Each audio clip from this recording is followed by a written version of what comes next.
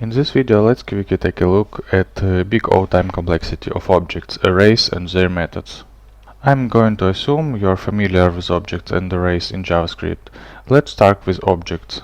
An object is a collection of key-value pairs. If you want to insert or remove a new property, the time complexity is constant. No matter how many properties exist in an object, it takes the same amount of time to insert or remove a property. If you want to access a value given a key, the time complexity is once again constant. In our example on the right hand side, accessing person.first name does not depend on other properties present in the object. However, if you want to search for a value in the object, the time complexity is linear. So, to search for the value 1 in the worst case scenario, you might have to search all the properties present in the object. Next, let's take a look at few methods on objects.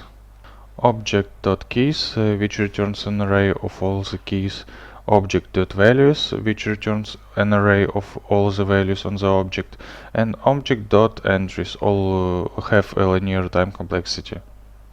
Next, let's talk about arrays. The difference when compared to objects is arrays are ordered. We start at index 0 and increment by 1. It is very important to maintain the appropriate index anytime we perform an operation.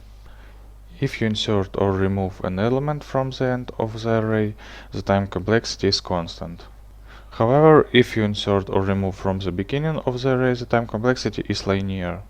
This is because the index has to be erased for every remaining element in the array.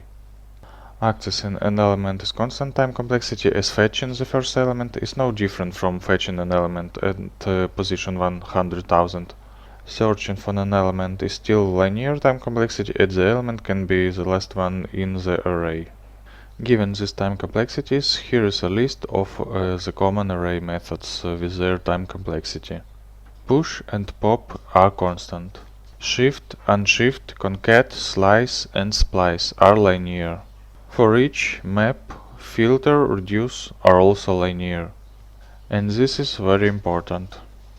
When solving a problem, you might use dot for each or dot filter, and the callback function would also contain a for loop.